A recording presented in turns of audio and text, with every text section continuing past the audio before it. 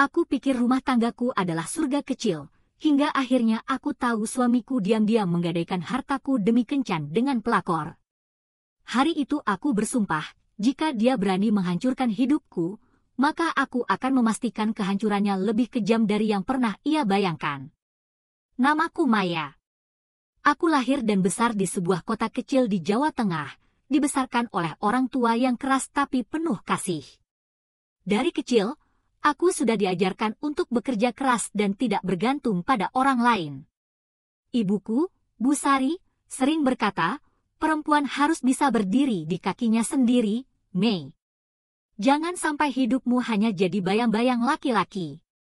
Tapi aku, seperti kebanyakan perempuan lainnya, percaya bahwa pernikahan adalah jalan menuju kebahagiaan.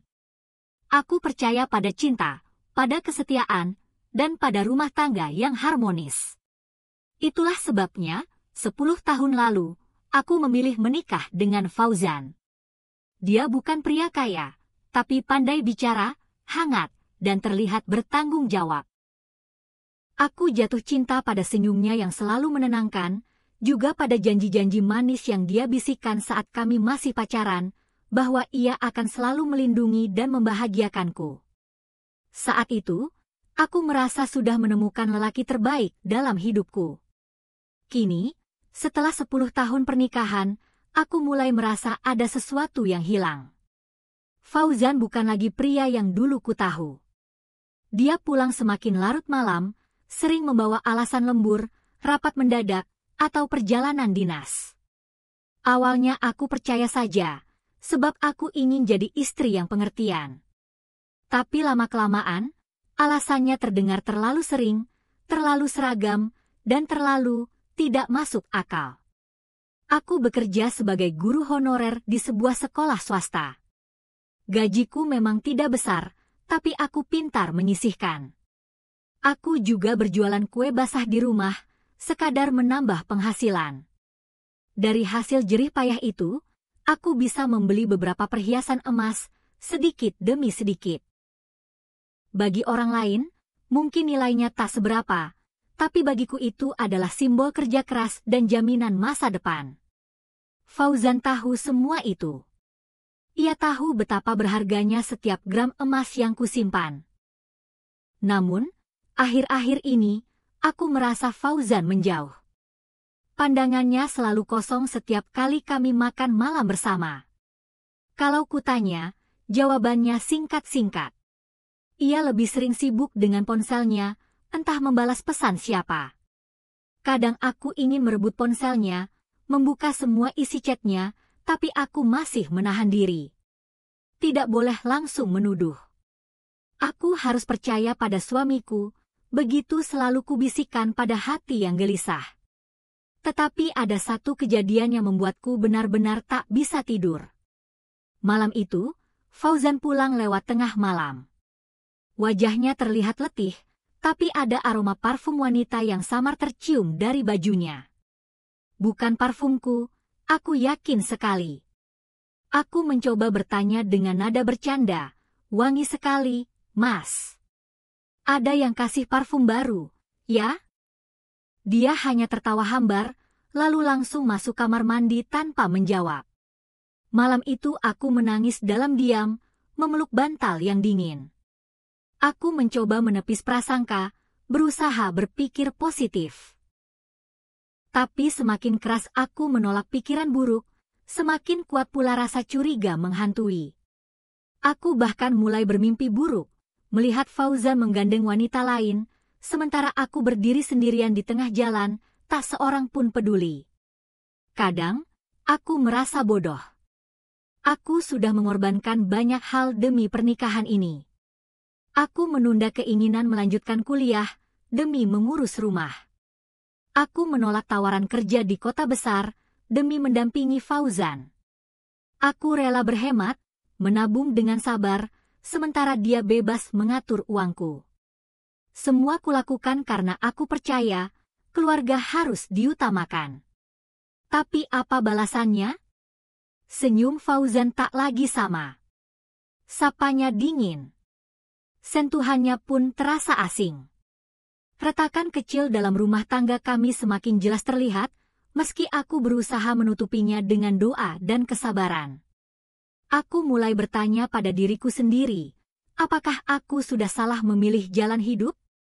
Atau memang beginilah nasib perempuan yang terlalu percaya pada cinta? Malam itu, sebelum tidur, aku berdiri di depan cermin cukup lama. Wajahku pucat, mataku sembab, dan garis-garis lelah mulai terlihat. Aku berbisik lirih pada pantulan diriku sendiri. Bertahanlah, Maya. Kau harus kuat. Apapun yang terjadi, jangan biarkan dirimu hancur.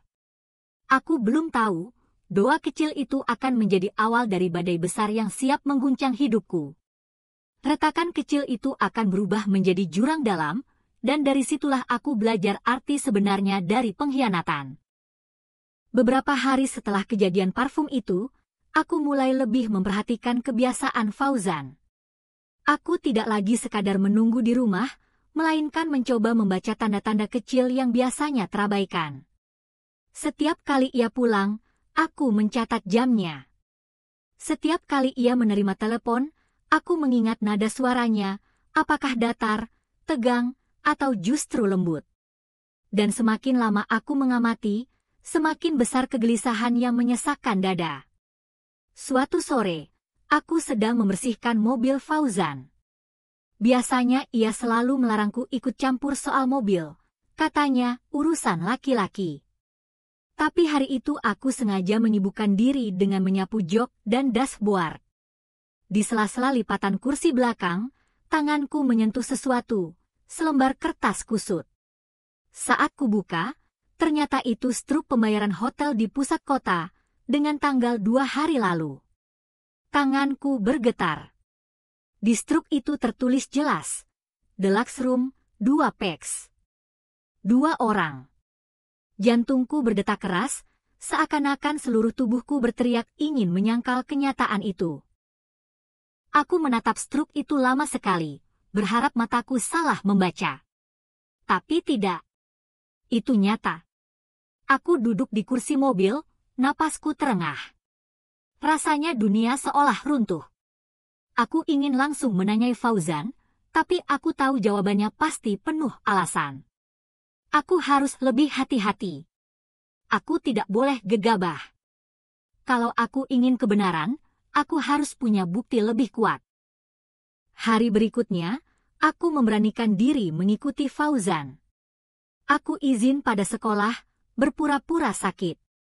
Pagi itu aku melihatnya berangkat seperti biasa, dengan kemeja rapi dan wajah penuh percaya diri. Aku menyalakan motor dan mengikutinya dari jarak jauh. Perasaanku campur aduk, takut ketahuan, takut kenyataan. Fauzan tidak menuju kantor. Ia belok ke arah mal, lalu berhenti di sebuah kafe. Dari kejauhan, aku melihatnya duduk di meja pojok, berhadapan dengan seorang perempuan muda. Perempuan itu cantik, rambut panjangnya terurai, dengan lipstik merah menyala. Mereka terlihat akrab. Aku melihat Fauzan tersenyum, senyum yang sudah lama tidak kuterima di rumah. Tangannya bahkan sempat menyentuh tangan perempuan itu di atas meja. Aku tercekat. Rasanya seperti ada pisau yang ditancapkan ke dadaku. Ya Allah, bisikku pelan, air mata mulai mengalir. Aku tidak berani mendekat. Aku hanya memotret dari kejauhan dengan kamera ponselku, tanganku gemetar saat menekan tombol. 1 kali, 2 kali, 3 kali. Bukti pertama yang kusimpan rapat-rapat dalam folder tersembunyi. Setelah itu, aku segera pergi. Aku tidak sanggup lagi melihat lebih banyak. Di jalan, kepalaku berputar-putar. Siapa perempuan itu? Apa hubungannya dengan Fauzan? Sejak kapan mereka bersama? Dan mengapa Fauzan tega melakukan ini setelah semua pengorbanan yang kuberikan? Malamnya, aku menatap Fauzan yang tidur pulas di sampingku. Ponselnya tergeletak di meja, terkunci dengan pola yang belum pernah bisa kubongkar. Aku ingin sekali membangunkannya, menjerit, menampar, menuntut jawaban. Tapi aku menahan diri. Aku tahu, pertarungan ini tidak bisa hanya mengandalkan emosi. Aku butuh kepastian. Hari-hari berikutnya, aku semakin rajin mencari celah. Aku menemukan jejak parfum wanita di dashboard mobil, juga sebuah lipstik warna merah di saku jok. Saat itu aku sadar, perempuan yang kulihat di kafe pasti orang yang sama.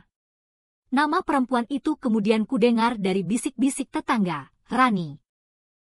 Seorang janda muda yang tinggal tidak jauh dari komplek perumahan. Ada yang bilang, ia memang sering berganti pasangan, dan tidak malu-malu merebut suami orang. Mendengar nama itu, aku semakin hancur. Ternyata, selingkuhan suamiku bukan perempuan asing. Ia hanya berjarak beberapa kilometer dari rumahku. Betapa mudahnya Fauzan menutup kebohongannya. Betapa dekatnya pengkhianatan itu bersembunyi. Aku mulai sadar, retakan yang kualami bukan hanya bayangan, melainkan kenyataan pahit. Dan entah bagaimana, aku bisa merasakan, ini baru permulaan. Malam itu, aku berjanji pada diriku sendiri, aku tidak akan tinggal diam. Jika Fauzan berani mengkhianatiku, aku akan temukan semua bukti. Lalu aku akan tentukan langkahku sendiri. Dan untuk pertama kalinya dalam hidupku, rasa cintaku pada Fauzan mulai berubah menjadi sesuatu yang asing, campuran antara amarah, sakit hati, dan tekad untuk tidak lagi menjadi korban. Setelah aku tahu nama perempuan itu, Rani, dadaku selalu terasa sesak setiap kali Fauzan menyebut alasan, lembur, atau rapat mendadak. Semua terdengar begitu hambar, sebab aku tahu kemana ia sebenarnya pergi. Aku mencoba menahan diri, menyimpan semua bukti yang kupunya, sembari menunggu saat yang tepat. Namun aku tidak pernah menyangka, pengkhianatan Fauzan bukan hanya soal hati, melainkan juga soal harta yang selama ini kujaga dengan sekuat tenaga. Suatu sore, aku sedang merapikan laci lemari di kamar. Fauzan memang jarang mengizinkan aku membuka map-map berisi dokumennya, katanya itu urusan pekerjaan dan aku tak perlu tahu. Tapi entah mengapa hari itu tanganku begitu gatal untuk memeriksa. Mungkin firasat seorang istri.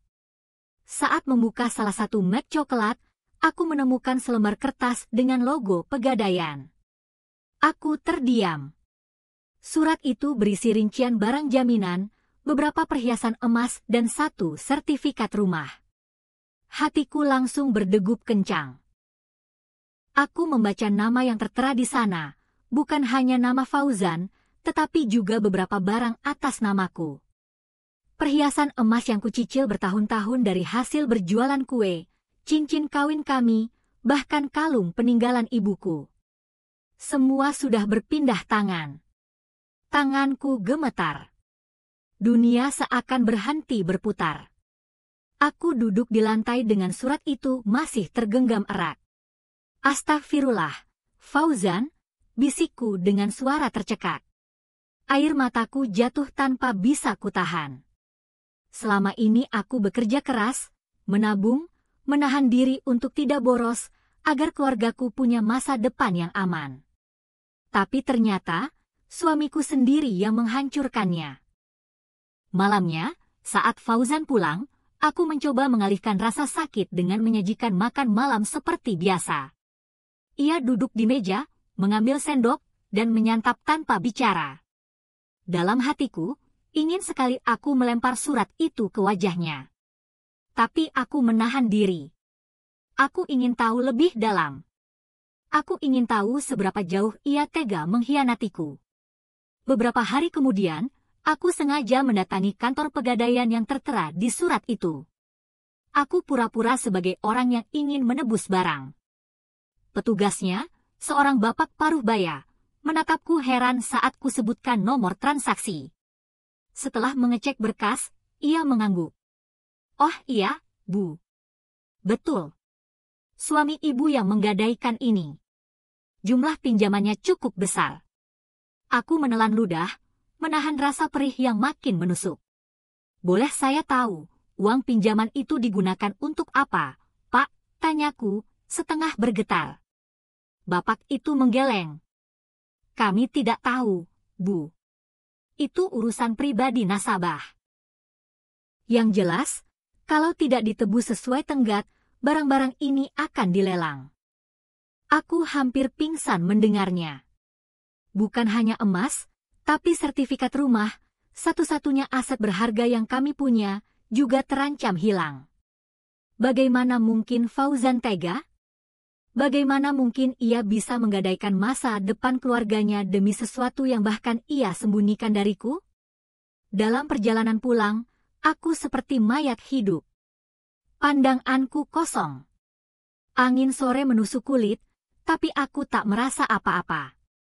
Aku hanya memikirkan wajah Fauzan yang tenang setiap kali ia berbohong padaku, senyum manisnya pada Rani, dan bagaimana ia bisa bersikap seolah semua baik-baik saja.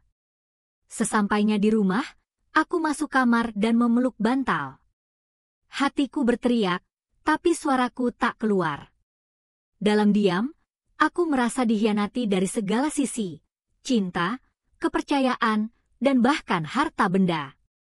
Semua yang kubangun selama ini runtuh dalam sekejap. Aku menatap langit-langit kamar, air mata terus mengalir. Ya Allah, sampai segitunya Fauzan tega padaku? Apa aku ini tidak ada artinya sama sekali baginya? Malam itu aku sadar, pernikahanku bukan lagi rumah untuk berlindung. Ia sudah berubah menjadi penjara, tempat aku disiksa oleh orang yang seharusnya melindungi. Dan untuk pertama kalinya, aku mulai merasakan percikan kecil di dalam hati, sebuah tekad bahwa aku tidak akan membiarkan diriku hancur begitu saja. Retakan itu sudah berubah menjadi jurang. Dan aku harus memilih, tetap terperangkap di dalamnya, atau mulai mencari jalan untuk keluar dengan kepalaku tegak. Sejak menemukan surat gadai itu, hidupku berubah. Setiap kali memandang wajah Fauzan, aku merasa seperti melihat orang asing. Lelaki yang pernah kucintai sepenuh hati kini tampak seperti serigala berbulu domba. Ia masih duduk di meja makan setiap malam, masih menyapaku dengan suara datar, tapi aku tahu, di balik semua itu, ada pengkhianatan yang jauh lebih besar daripada sekadar perselingkuhan. Aku tidak bisa lagi diam. Aku harus tahu lebih banyak. Aku harus tahu siapa sebenarnya Rani, perempuan yang sanggup membuat Fauzan tega menggadaikan harta benda keluarganya. Maka, diam-diam aku mulai menelusuri. Aku bertanya pada tetangga, pura-pura ringan seakan hanya ingin tahu gosip. Dari mulut ke mulut, nama Rani ternyata bukan hal asing. Ia janda muda berusia sekitar 30 tahun, tinggal di rumah kontrakan bersama adiknya. Ia memang terkenal suka menggoda laki-laki, terutama yang sudah menikah.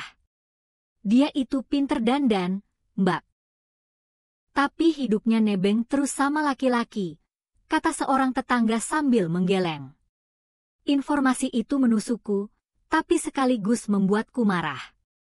Bagaimana mungkin Fauzan, lelaki yang dulu begitu kutinggikan, kini rela merendahkan dirinya hanya untuk seorang perempuan seperti itu? Aku memberanikan diri datang ke warung dekat kontrakan Rani. Dari kejauhan, aku melihatnya. Rambut panjangnya terurai, bibirnya merah menyala, pakaiannya ketat. Ia sedang bercanda dengan temannya, sesekali memamerkan tawa lebar. Aku bersembunyi di balik motor, menatapnya dengan dada bergetar. Inikah perempuan yang merebut suamiku? Inikah perempuan yang membuat anak-anakku terancam kehilangan rumah? Saat itu, aku ingin sekali menghampiri, menampar wajahnya, dan berteriak bahwa ia perusak rumah tangga. Tapi kakiku kaku. Aku hanya bisa menatap dari jauh, dengan air mata menetes tanpa kusadari. Semakin hari, semakin jelas kabar yang kudengar. Fauzan bahkan sering membawa Rani ke tempat umum, memperlakukannya seakan-akan dialah istrinya. Ada yang bilang mereka pernah terlihat makan malam bersama di restoran mahal, ada pula yang melihat mereka masuk ke hotel dengan mesra. Semua itu membuatku makin remuk. Aku merasa harga diriku diinjak-injak, bukan hanya oleh Fauzan, tapi juga oleh dunia yang seakan membiarkan mereka. Namun di balik luka itu, ada api kecil yang mulai tumbuh dalam diriku. Aku lelah menjadi korban. Aku lelah hanya menangis. Aku harus bangkit. Malam itu, setelah Fauzan tertidur, aku duduk di ruang tamu sendirian. Kertas surat gadai dan foto-foto Fauzan bersama Rani kutaruh di meja. Kutatap lama-lama, sambil merasakan dada yang sesak bercampur amarah. Lalu aku berbisik lirih, seakan berbicara pada diriku sendiri. Cukup sudah, Maya. Kau tidak boleh hanya diam. Kalau mereka pikir kau lemah, buktikan bahwa mereka salah. Aku mulai menyusun rencana. Bukan hanya untuk mengungkap pengkhianatan Fauzan, tapi juga untuk menyelamatkan apa yang masih bisa kuselamatkan. Aku tidak tahu bagaimana caranya, tapi aku yakin waktuku untuk membalas akan datang. Sejak malam itu, pandanganku pada Fauzan benar-benar berubah. Setiap senyum palsunya, setiap kata manisnya, hanya membuatku semakin yakin bahwa aku tak lagi bisa menaruh harapan padanya. Yang tersisa kini hanyalah luka dan tekad untuk membalas. Dan luka itu, semakin hari, semakin membara. Hari-hariku setelah itu penuh dengan rasa curiga. Aku sudah tahu Fauzan berselingkuh, sudah tahu harta bendaku tergadaikan, tapi masih ada sesuatu yang mengganjal. Mengapa jumlah pinjaman di surat pegadaian begitu besar? Perhiasan dan sertifikat rumah saja belum tentu cukup menutupinya. Aku merasa ada yang disembunyikan lebih jauh. Aku pun kembali ke kantor pegadaian. Kali ini, aku memberanikan diri untuk bertanya lebih rinci. Setelah menunggu beberapa menit, petugas yang dulu kutemui mengeluarkan berkas tambahan. Dan di sanalah mataku tertumbuk pada sesuatu yang membuat dadaku langsung sesak, daftar barang jaminan tambahan. Salah satunya adalah cincin pusaka peninggalan ibuku. Aku tercekat. Cincin itu bukan sekadar perhiasan. Ibuku memberikannya saat aku menikah, katanya cincin itu warisan keluarga yang harus kujaga baik-baik. Bukan karena nilainya, tapi karena doa dan restu yang melekat padanya. Jangan sampai cincin ini hilang, Maya, pesan ibu dulu, ini tanda bahwa keluarga kita selalu bersamamu. Dan sekarang, cincin itu sudah tergadaikan. Oleh suamiku sendiri. Aku keluar dari kantor pegadaian dengan langkah gontai. Di jalan, aku hampir terjatuh dari motor karena pandanganku kabur oleh air mata. Rasanya seperti ditusuk berkali-kali. Bagaimana mungkin Fauzan setega itu? Malamnya, aku memberanikan diri membuka ponsel Fauzan saat ia mandi. Selama ini ia selalu menyembunyikan pola kuncinya, tapi aku akhirnya berhasil menebaknya. Jari-jariku gemetar saat membuka aplikasi pesan. Dan disitulah kebenaran lain terkuak. Bukan hanya percakapan mesra dengan Rani, panggilan sayang, janji-janji manis, hingga foto-foto mereka berdua, tetapi juga chat dengan seseorang yang menagih utang. Jumlahnya puluhan juta. Pesannya kasar, penuh ancaman. Kalau minggu ini belum bayar, kami datangi rumahmu. Aku ternganga membaca semuanya. Ternyata bukan hanya perselingkuhan. Fauzan juga terlilit utang besar akibat judi online. Semua uang pinjaman, semua harta yang ia gadaikan, bahkan cincin pusaka ibuku, semuanya lenyap demi menutupi lubang yang tak ada habisnya. Saat itu, campur aduk rasanya. Marah, kecewa, jijik, sekaligus iba. Aku sempat bertanya pada diriku sendiri. Apakah Fauzan melakukan semua ini karena benar-benar tergoda Rani, atau karena ia sudah terlalu terjerat utang hingga tak bisa berpikir waras? Tapi semakin kupikirkan, semakin jelas jawabannya. Apapun alasannya, ia tetap memilih jalan yang salah. Ia memilih menipu istrinya, menghancurkan kepercayaanku, dan menyerahkan masa depan keluarganya pada tangan orang asing. Malam itu aku duduk lama di ruang tamu. Kertas-kertas bukti gadai dan tangkapan layar pesan utangku pajang di meja. Kutatap semuanya dengan tatapan kosong. Rasanya, jantungku sudah terlalu lelah menangis. Namun, di balik semua itu, ada sesuatu yang berubah dalam diriku. Aku tidak lagi hanya istri yang tersakiti. Aku mulai melihat diriku sebagai seorang perempuan yang harus melawan. Kalau aku diam, bisikku lirih, semua ini akan terus berlanjut. Kalau aku diam, aku akan kehilangan segalanya, rumahku, hartaku, bahkan harga diriku. Aku mengepalkan tangan. Untuk pertama kalinya, aku benar-benar yakin, aku harus bangkit.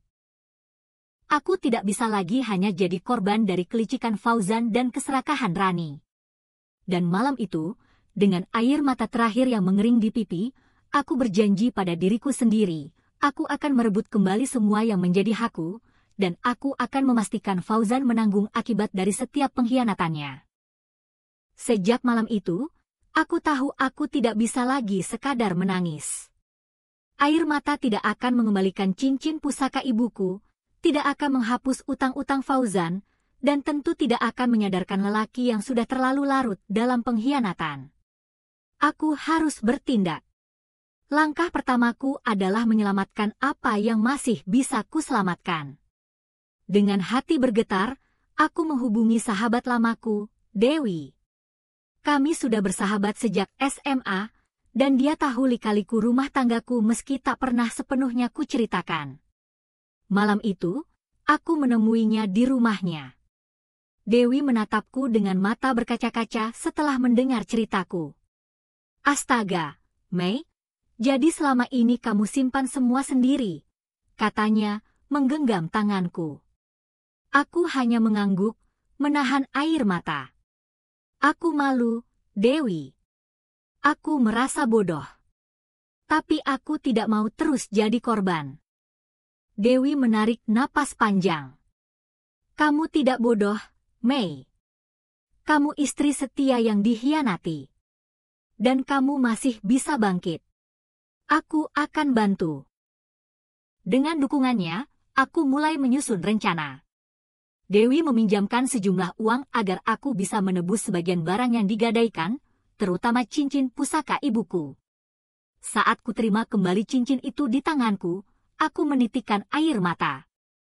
Aku menciuminya, seakan sedang memeluk ibuku sendiri. Aku janji, Bu, aku tidak akan biarkan semua ini hilang, bisikku. Langkah berikutnya, mengumpulkan bukti. Aku sudah memiliki foto-foto Fauzan dengan Rani, juga tangkapan layar percakapan mereka dan bukti utang judi online. Tapi aku butuh lebih. Aku mulai merekam percakapan Fauzan diam-diam. Setiap kali ia bicara di telepon dengan nada manis yang tidak pernah lagi ia tujukan padaku, aku aktifkan perekam. Aku juga sengaja bertemu beberapa tetangga yang pernah melihat Fauzan dengan Rani. Dengan hati-hati, aku memancing cerita mereka. Semua kuabadikan diam-diam dengan ponsel. Potongan-potongan itu semakin melengkapi puzzle yang kususun, bukti bahwa suamiku bukan hanya selingkuh, tapi juga penipu. Dan akhirnya, aku berani melangkah lebih jauh. Aku mengirimkan sebagian bukti itu pada keluarganya. Adik Fauzan, yang dulu begitu menaruh hormat padanya, langsung menghubungiku dengan suara marah bercampur kecewa. Mbak Maya, kok bisa Mas Fauzan kayak gini? Ini keterlaluan. Aku hanya bisa menjawab dengan suara bergetar, aku juga tidak tahu lagi siapa dia sebenarnya. Tak butuh waktu lama sebelum kabar itu menyebar. Reputasi Fauzan mulai goyah. Beberapa kerabat mulai menjauh. Rekan kerjanya pun ikut berbisik-bisik. Bahkan suatu hari, aku mendengar sendiri seorang tetanggaku berkata lirih, sayang sekali, istrinya baik begitu, malah dia main belakang. Aku tahu Fauzan mulai merasakan tekanan. Ia pulang dengan wajah tegang, lebih sering marah-marah tanpa alasan. Pernah suatu malam, ia menatapku curiga. Kamu ngomong apa sama orang-orang, Mei? Kenapa sekarang banyak yang dingin sama aku? Aku tersenyum tipis, menatapnya tanpa gentar. Mungkin karena kebenaran akhirnya tercium, Mas. Tatapan Fauzan berubah tajam, tapi aku sudah tidak takut lagi. Sementara itu, Rani mulai jarang terlihat. Aku mendengar kabar dari seorang tetangga bahwa Fauzan sudah tidak lagi membawanya ke restoran atau hotel. Rupanya, ketika uang mulai menipis, Rani pun perlahan menjauh. Perempuan itu jelas hanya menempel pada kemewahan, bukan pada Fauzan sendiri. Aku merasa puas, meski belum sepenuhnya lega. Ini baru permulaan. Aku tahu, untuk benar-benar terbebas, aku harus melangkah lebih jauh lagi. Aku harus memastikan Fauzan tidak hanya kehilangan harta dan wajah di mata orang-orang, tapi juga tidak lagi punya kuasa untuk menyakitiku. Malam itu, aku menatap cincin pusaka di jariku. Cahaya lampu membuatnya berkilau. Aku tersenyum kecil. Untuk pertama kalinya setelah sekian lama, aku merasa lebih kuat. Aku bukan lagi Maya yang hanya menangis di balik pintu. Aku adalah Maya yang siap melawan. Dan aku berjanji pada diriku sendiri. Langkah selanjutnya adalah mengakhiri semua ini dengan kepalaku tegak. Hari itu, aku bangun dengan hati yang lebih ringan. Entah kenapa, meski rumah tanggaku sudah porak-poranda, aku merasa ada kekuatan baru mengalir dalam diriku. Mungkin karena aku tahu aku sudah tidak lagi sendirian. Dewi mendukungku, keluarga besar Fauzan kini tahu kebusukannya, dan masyarakat sekitar mulai melihat siapa dia sebenarnya. Tapi itu belum cukup. Aku ingin kebohongannya benar-benar runtuh. Aku ingin semua topeng yang ia pakai selama ini terlepas satu persatu di hadapan dunia. Aku mulai dengan langkah yang paling berani, mengajukan gugatan cerai. Dengan tangan sedikit gemetar, aku menandatangani berkas-berkas yang dibantu susun oleh seorang pengacara yang direkomendasikan Dewi. "Ibu yakin ingin melanjutkan ini?" tanya pengacara itu. Aku mengangguk mantap. Saya sudah terlalu lama dibohongi. Saya tidak ingin hidup saya terus dikendalikan oleh orang yang tidak tahu arti setia. Ketika Fauzan tahu, ia marah besar. Malam itu ia pulang dengan wajah merah padam. "Kamu gila, Mei? Kamu tega bikin malu aku dengan gugat cerai segala," suaranya menggema di ruang tamu. Aku berdiri tegak, menatapnya lurus. "Aku tidak membuatmu malu, Mas. Kamu sendiri yang melakukannya. Aku hanya membuka apa adanya." Ia terdiam sejenak, lalu meninju meja hingga gelas hampir pecah. Tapi aku tidak bergeming. Dulu aku mungkin akan gemetar, sekarang tidak lagi. Tak lama setelah itu, kabar perceraian kami mulai menyebar. Banyak yang terkejut, tapi lebih banyak lagi yang mendukungku. Beberapa ibu-ibu di pengajian menepuk pundakku sambil berkata, "Kamu kuat sekali, Mei. Semoga Allah membalas ketabahanmu." Aku tersenyum, meski hatiku masih sakit. Sementara itu, aku mendengar kabar dari orang-orang bahwa Rani mulai benar-benar menjauh dari Fauzan. Rupanya, setelah tahu bahwa harta yang digadaikan tidak lagi bisa ditebus, Rani merasa Fauzan tidak lagi berharga baginya. Aku bahkan mendengar gosip bahwa perempuan itu kini dekat dengan lelaki lain yang lebih mapan.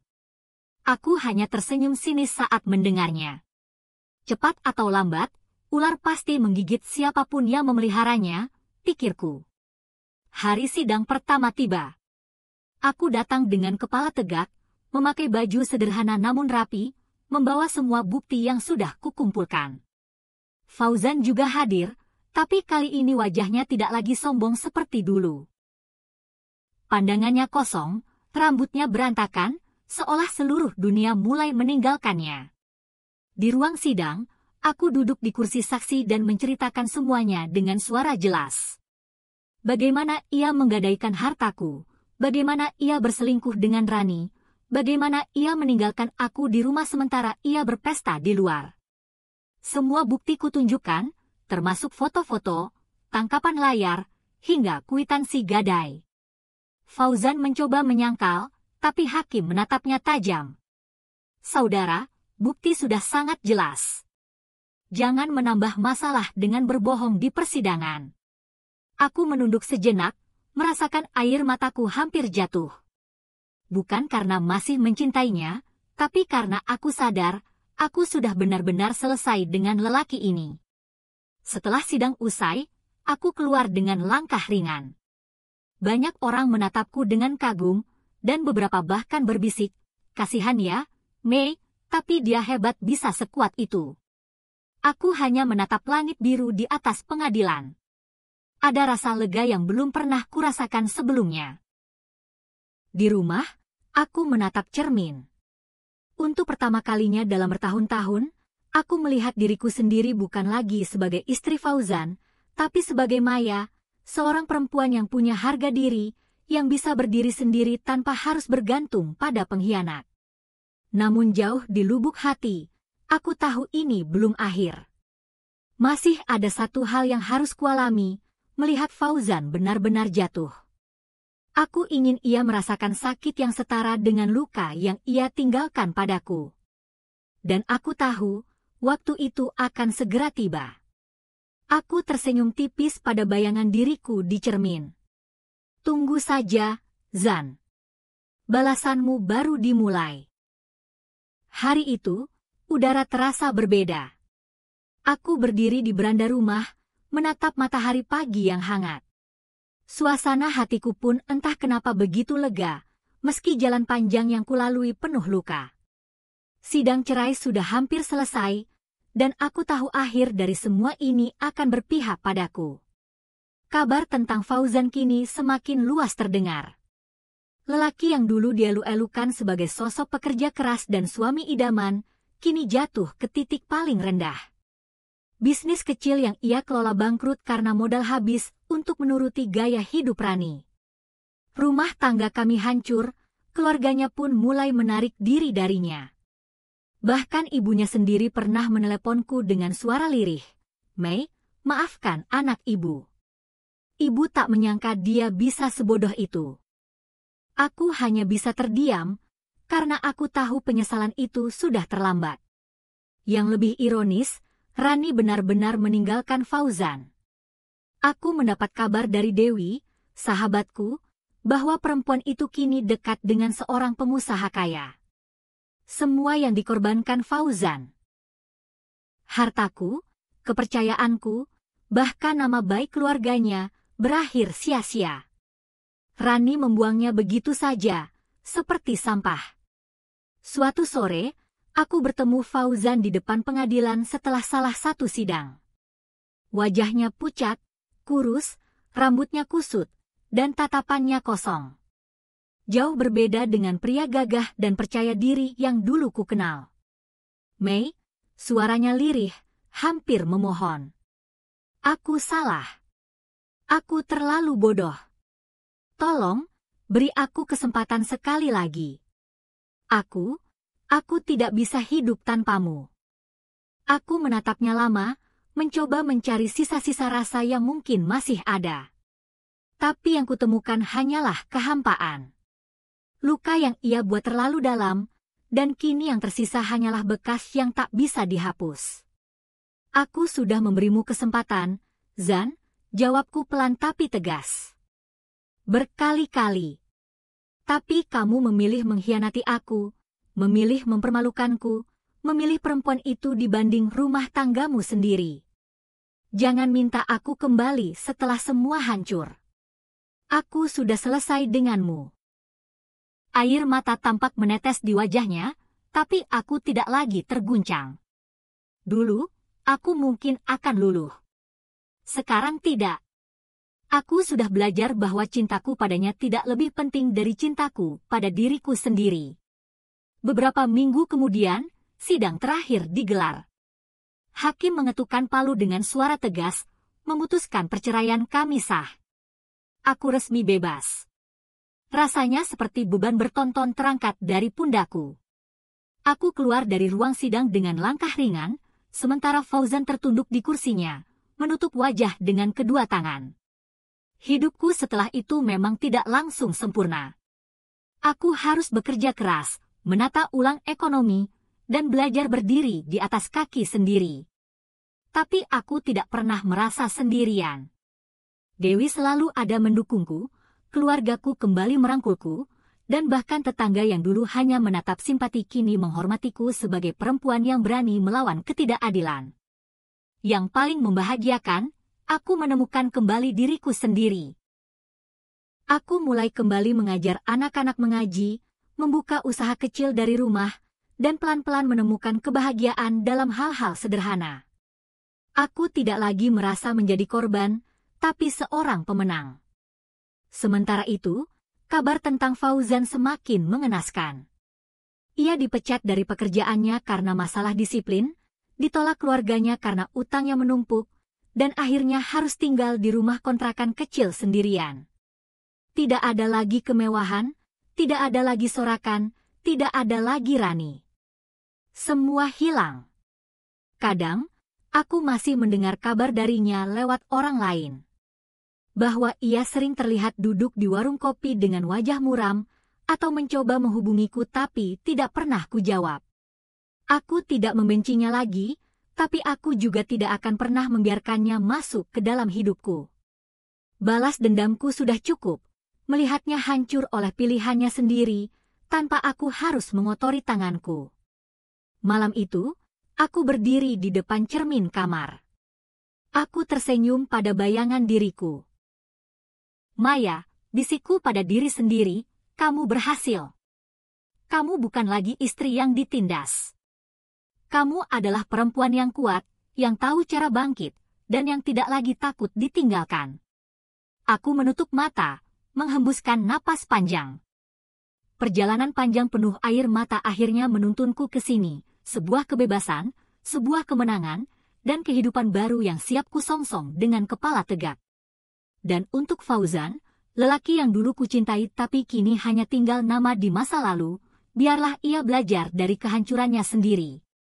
Aku sudah memberi balasan terbaik, membiarkannya tenggelam dalam perbuatannya, sementara aku melangkah menuju masa depan yang lebih terang.